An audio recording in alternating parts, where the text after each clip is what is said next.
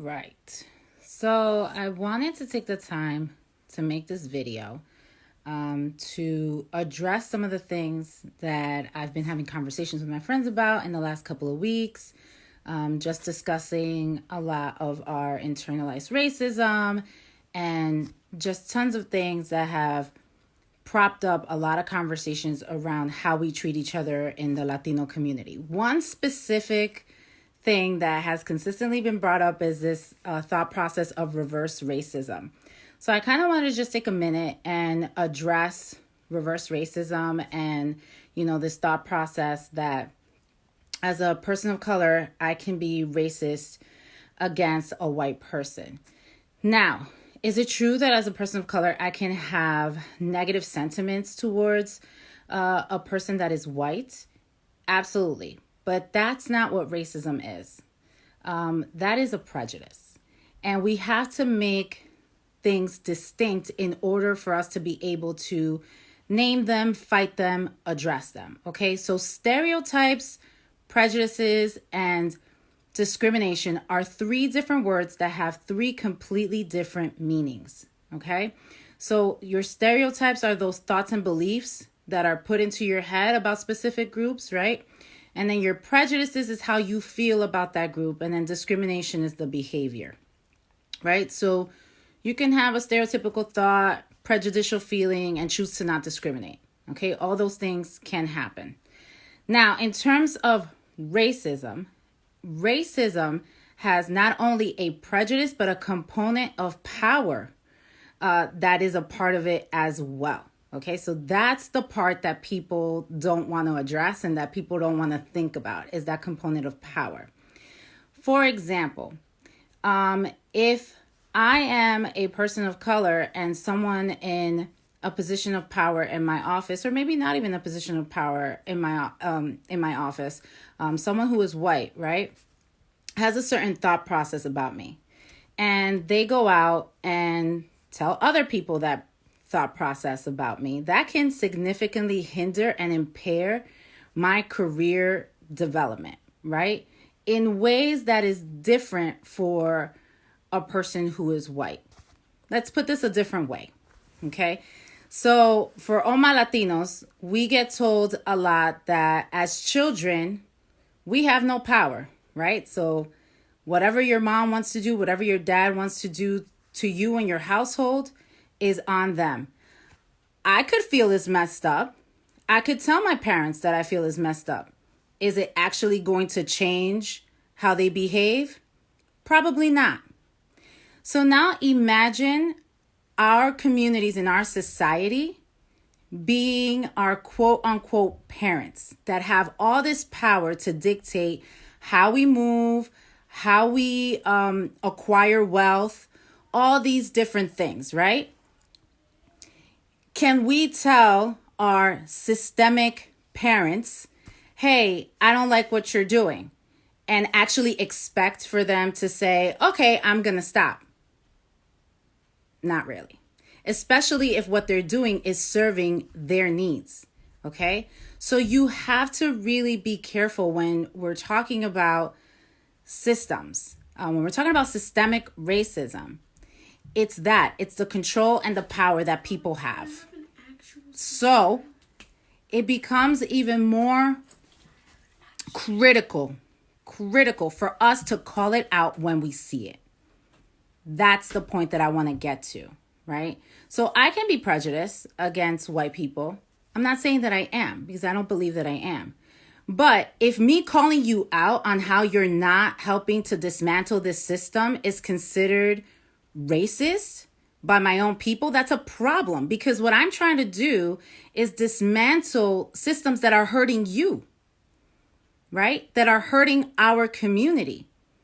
But because we're not taught our history, because we are not allowed to be in higher level positions in a significant way, we don't see it.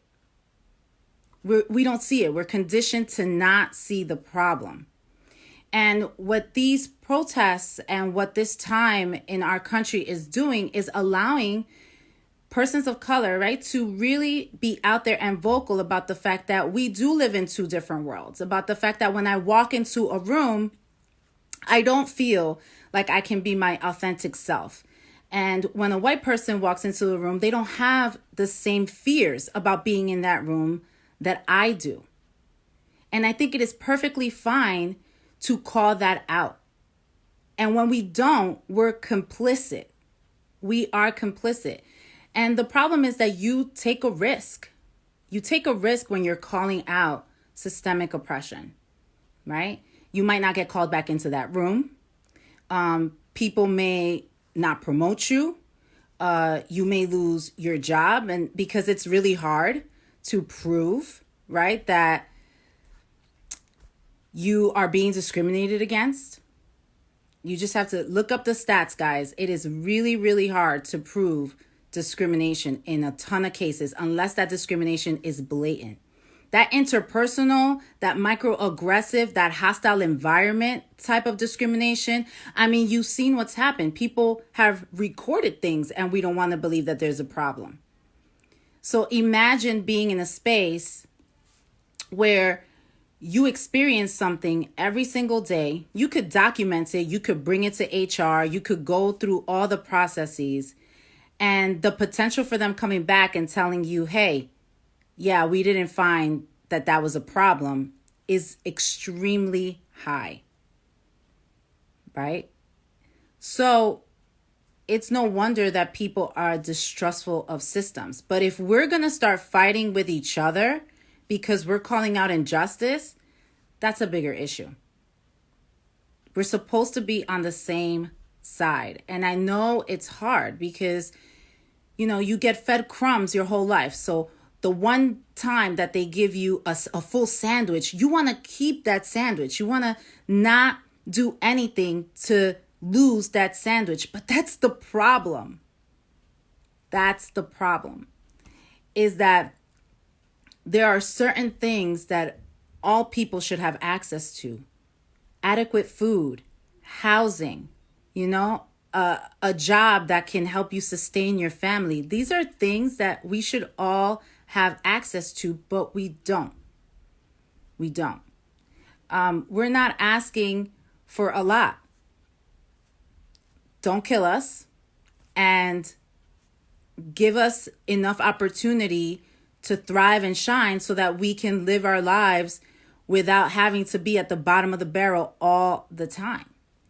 And I think that when you are a first generation kid, like I am, I'm a kid of immigrants, they're not going to understand the experiences that we have here because they're coming from countries that are homogenous. They're coming from places where their experiences are not going to be what our experiences are. So when we're saying to them, no, for real, I get discriminated against, they're like, muchacha, what are you talking about, right?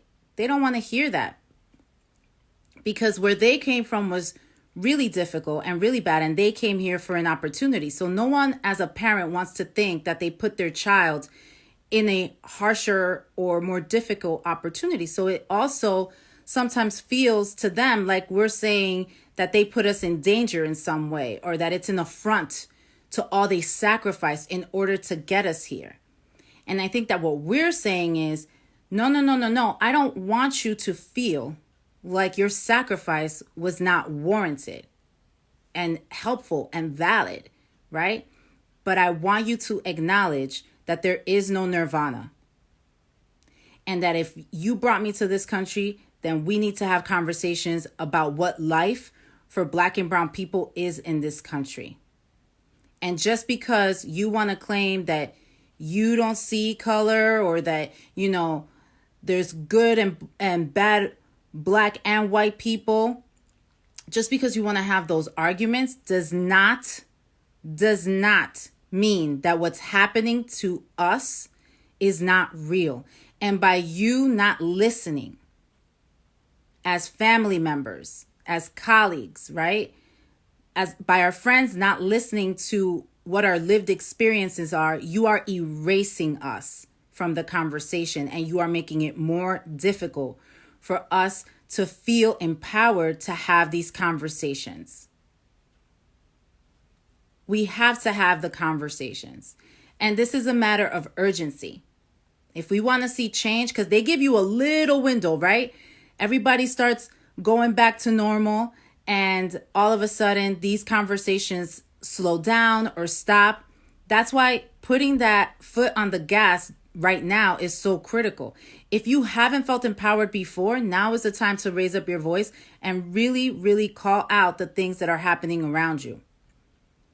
Because people are shook. They don't want to be on the wrong side. They don't want to. People are on high alert trying to figure out, oh, they're talking about racism. Racist. Is that me? Is that me? Right? And the reality is that we live in a racist society, and everything tells us that the darker you are, the more wrong you are. It is a messed up system. And these messages get internalized. And because some of our parents, don't reach higher levels of education, they want to battle with us. And they want to battle with feelings, right? Latinos, we love our emotions. We have to stop battling each other with feelings and start talking facts. These are the things that are happening. Data is being collected. Research is being done. Okay? So it's no longer this, oh, well, maybe it's happening to Joe over there, but it's not happening, to Wilma up here. No, it's systemic. There's enough data to support that these things continue to be an issue. So I'm just wanting to, and I will try to provide some resources for all of us Latinos, right? And all of us people of color in general, to try and have these conversations responsibly and safely. But we also have to make decisions about when to have these conversations and who we're willing to lose. Because I think some of us are going to lose family members around these topics. And it's a personal choice that you're making. You have to make that decision. But I just wanted to come on here and just give a little descriptor about why we cannot be racist. We can be prejudiced, but us not liking a white person does not put them in peril of losing their job. It does not put them in peril of losing their housing. It does not put them in peril of not eating tomorrow. It hurts their damn feelings. That's it. It hurts their feelings. When they don't like us, it hurts our opportunities in very real ways. And we have to get more comfortable having that conversation. And, I want to make my Instagram and this space a place where send me resources, tell me what you think about these topics. How are you having these conversations with your family members? It's hard. I know that I have privilege because my skin is lighter. I get it. But trust me, where there aren't a lot of Dominicans and there aren't a lot of Latinos, I am just black. And I am perfectly comfortable with that. And I am perfectly comfortable celebrating the fact that I am black. Because being black means being resilient. Being black means being imitated. Okay? Because we get imitated all the time.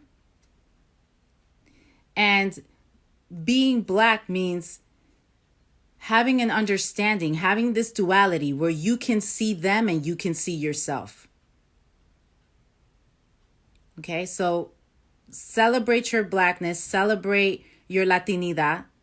They're not mutually exclusive. They're both a part of you. I hope that you can have these conversations, and I've given you a little bit of ammunition. Okay? So when somebody tells you that you're a racist, ask them, what power do I have? Because if I don't have power, I could be prejudiced. Yup, all day. But can I actually be a racist? So just some food for thought tonight. And like I said, I'm going to be posting a lot more. I'm starting with DR because I want to learn more about our history.